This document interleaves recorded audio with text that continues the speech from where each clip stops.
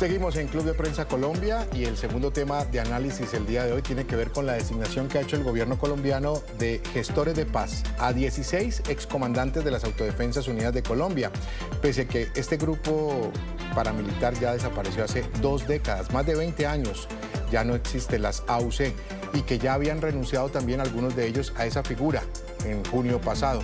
Ya lo revisaremos más adelante. Los 16 gestores de las AUC ya habían sido antes o ya habían estado en esa figura o bajo esa figura y ninguno de estos, según lo que se ha podido conocer, va a salir de la cárcel. Veamos mejor, ahí lo tienen ustedes en pantalla, lo que ha dicho el presidente Gustavo Petro sobre esta designación. Los 16 gestores de las AUC ya eran gestores antes y ninguno por esto saldrá de la cárcel. El objeto de esta mesa de paz es terminar el proceso que Uribe dejó inconcluso.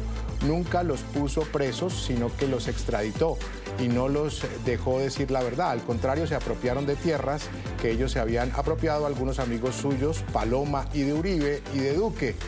Yo no los extradito como Uribe, pero quiero que digan toda la verdad y la JEP lo reciba. Esto es Gustavo Petro. El decreto, regresamos con nuestras invitadas. El decreto es la resolución es la 327, la firmó el 21 de septiembre antes de irse a Nueva York, eso fue el domingo, salió la resolución con fecha de domingo y deja esas funciones de intermediación y construcción de paz. ¿Qué les queda a ustedes dos? Había empezado el segmento anterior, Pía, así que Kate puede empezar sobre esto, una primera mirada para ya entrar con los nombres, las repercusiones, hacer algo de historia, porque quizás muchos de los televidentes en este momento no tienen en la mente exactamente conocer quiénes son los 16, Kate. Pues creo que a falta de un proceso fallido de paz, muchos. Gustavo Petro dijo que iba a sentar al ELN en 3 meses y no lo logró, está hablando con el Clan del Golfo, está hablando con las disidencias de las FARC que se supone que al haber estado ya parte de un proceso no podían tener otra vez un estatus político, porque eso es lo que pasa cuando lo sientas en una mesa de diálogo, le das un estatus político al interlocutor y ahora lo vuelve a hacer con estos exparamilitares que ya venían de procesos, que ya han estado en un proceso de negociación, de supuesta paz, donde ya se supone han aportado una verdad y coincidencia que hoy dicen una verdad y ayer habían dicho otra. Entonces pareciera que se está tratando es de acomodar versiones y de seguir jugando al cuento de la paz total. Y digo al cuento de la paz total, Jesús, porque es que no ha resultado ningún proceso. Por el contrario, vemos a unas disidencias que están sentadas en la mesa pero que están matando policías, a un Clan del Golfo que está en Qatar con, no sé, no me quiero imaginar los beneficios de un país como esos en los que viven, pero que siguen delinquiendo. Un ELN que está fragmentado, o sea, la misma película repetida sin ningún final. Por el contrario, perpetuando un círculo vicioso entre delincuentes y el gobierno que les da un estatus político. Me parece que no va para ningún lado. Pía. Bueno, hay una cosa importante que quisiera decir y es que el presidente Gustavo Petro cuando anunció esto, que fue hace ya meses y recordemos que hace 3 meses se suspendió porque estos jefes exparamilitares dijeron que no se la estaban llevando bien con Oti Patiño, básicamente la idea del presidente, por lo menos hacia afuera, era cerrar el proceso de Santa Fe de Ralito. Recordemos que este proceso de paz tuvo como resultado la desmovilización de casi 32.000 personas y algo que Salvatore Mancuso, exparamilitar, le dijo al director de Cambio, Federico Gómez Lara, en una entrevista hace 3 meses cuando ellos suspendieron la mesa, es que ellos ya no tienen más verdad para contar. ¿Por qué? Porque ellos fueron extraditados los jefes paramilitares que usted mencionaba antes, si no estoy mal, pero desde Estados Unidos alguien como Mancuso estuvo hablando sin parar durante 15 años o más con la justicia y entonces él dijo en la entrevista, yo no tengo más verdad para aportar. Es confuso cuando se habla de eso. El gobierno habla de también la reconstrucción del tejido social, que para mí siempre es un concepto súper raro porque nadie entiende qué quiere decir eso, pero sí se habla también de la reparación para las víctimas y también, leyendo también a mis colegas de otro medio, decían que un poco el objetivo del gobierno también es ver qué pasó con los desmovilizados en ese momento, porque algo que sí pasó cuando ocurrió esta desmovilización tan grande de miles de personas es que, uno, el Estado no les cumplió a todos esos desmovilizados, se les prometió a los rasos, no estoy hablando a los duros, comandantes, como sino pasó a los con rasos. las FARC, o sea, exactamente igual. No se les cumplió y no todos reincidieron, pero es posible que haya una tasa de incidencia que no tengo clara cuál será, pero entonces supuestamente el gobierno también quiere ver qué pasó ahí, porque es cierto que hay unas personas extremadamente empobrecidas que se fueron de las armas, que ahora viven, yo misma lo he visto, en un pedacito de tierra con una gallina y viven entre 3 paredes de madera. Digamos, su situación no es fácil, a pesar de que se sometieron a un proceso de paz, se desmovilizaron, hubo muchas personas que pagaron cárcel y el Estado no les cumplió. Y también las víctimas, como siempre, que se promete una cosa, pero siempre quedan olvidadas. Entonces, digamos, esto es un panorama que se sabe que es así, pero no está muy claro entonces aquí qué. Lo que a mí me da la impresión, y ya cierro esta pequeña intervención, es que el gobierno quiere dar aire a la idea de la paz total. Decir, bueno, yo voy de salida, pero miren que sí están pasando quiere cosas. dejar algo. Como decir,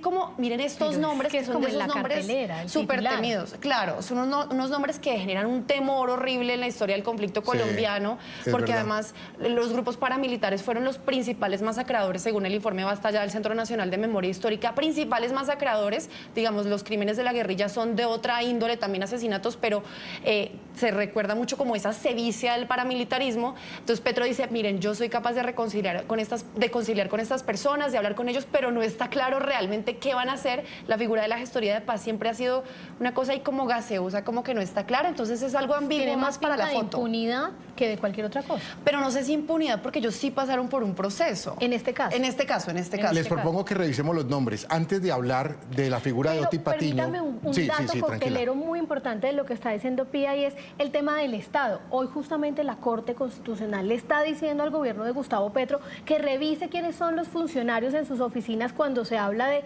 ejecución de paz, porque no están haciendo nada. Entonces, ¿qué dice la Corte? Por lo menos cámbielos a ver si empiezan a ejecutar. Entonces, este gobierno tampoco está ejecutando lo que se supone debería ser parte de lo que se firmó en el acuerdo en La Habana. Revisemos los nombres y quiero centrarme unos segundos, unos minutos en los nombres, porque aquí hay televidentes de todas las generaciones y yo creo que muchos se les olvida. Hasta víctimas de sí, estas mismas personas. Con seguridad, y a muchos se les olvida un poco lo que tienen ustedes en pantalla. Estos gestores de paz, voy a hablar en desorden, no tal vez ligado a lo que están viendo en las pantallas, pero es la plana mayor. Son 16 comandantes de las Autodefensas Unidas de Colombia, entre ellos Mancuso, Salvatore Mancuso, Diego Fernando Murillo, Don Berna, Rodrigo Tobar Pupo, conocido como Jorge 40, Carlos Mario Jiménez Macaco, Hernán Giraldo Serna, Eber Velosa HH, Freddy Rendón Herrera, conocido como el Alemán, Eduard Cobos Telles, Diego Vecino le decían, o se conocía como Diego Vecino, Héctor Germán Buitrago, Martín Llanos, Ramón Izaza, el Viejo,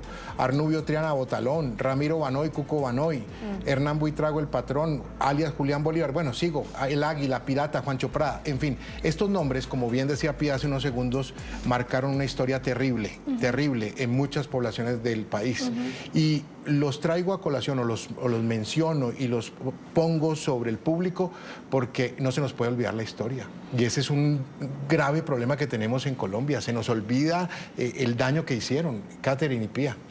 Es que yo creo que, yo no sé si ustedes se acuerdan cuando se empezó a hablar de paz, que hablaban de tragarnos el sapo, ¿cierto? Sí, claro. Tragarnos el sapo de las FARC, el collar bomba, y entonces pareciera que esta es la misma intención. Entonces traguémonos el sapo de quién es Mancuso, de quién es Jorge 40, porque estamos hablando en pro de paz. Y eso le dio un premio Nobel a un presidente, pero eso en la práctica no ha funcionado. Entonces yo creo que nos estamos quedando en el papel, en el escritorio. Ahora, esta gente hoy tiene un estatus sin ningún tipo de consecuencias frente a lo que sigan haciendo, y no hablo específicamente del Clan del Golfo, de estos ex paramilitares, pero ¿qué va a pasar entonces cuando llegue un siguiente gobierno y diga, perdónenme, pero dijo el expresidente Duque, se acabó la guachafita? Bueno, es que esto va hasta el 6 de agosto. Ojo que el decreto, la resolución va hasta el 6 de agosto del año 26. Entonces, es decir, el 7 de un día agosto antes se nos voló Mancuso.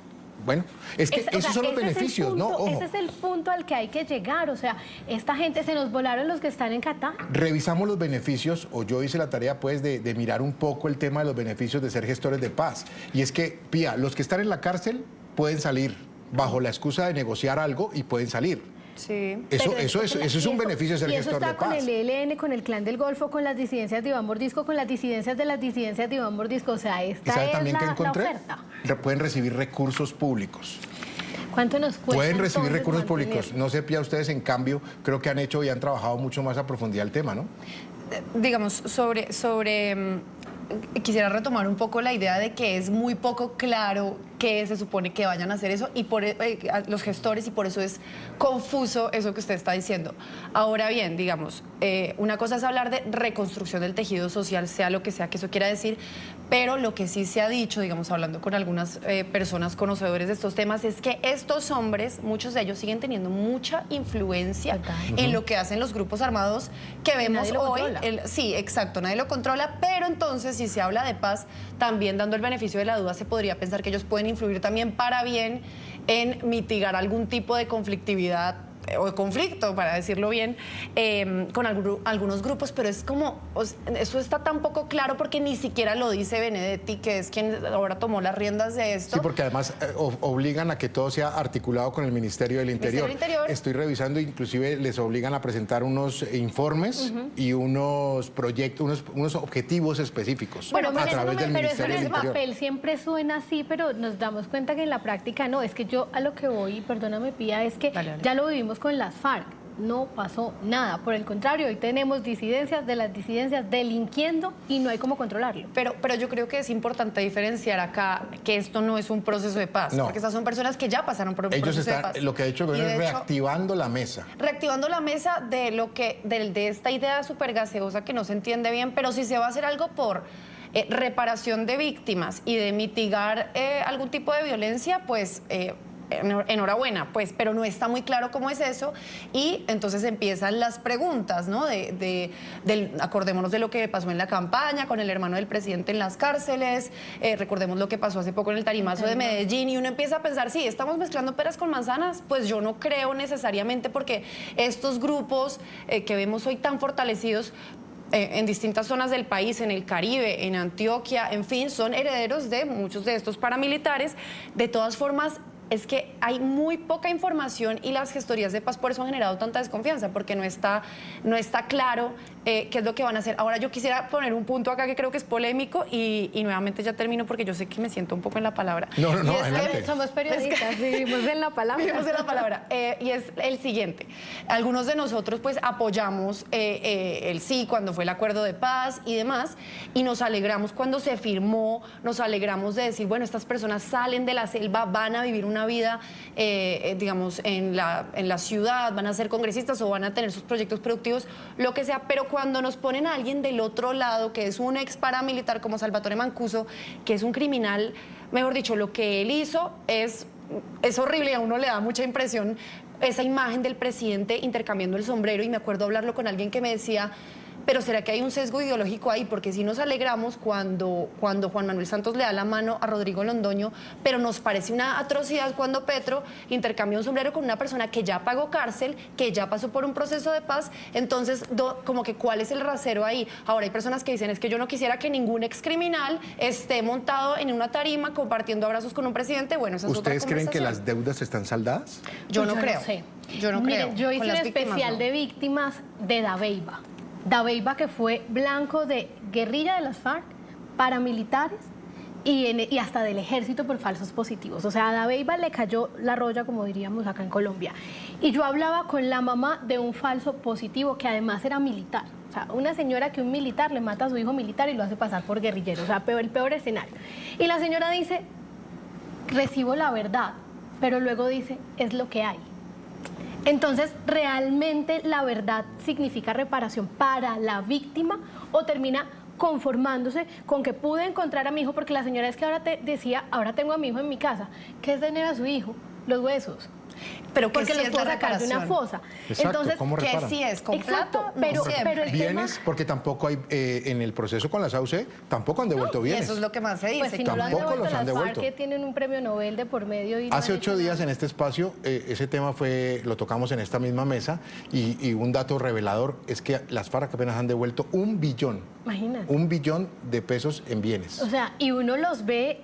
Yo no puedo juzgar a Rodrigo Londoño por haber ido al Congreso porque lo hizo muy bien y maravilloso, Rodrigo Londoño, pero y toda la cadena que está detrás. Es que, insisto, hay disidencias de las disidencias.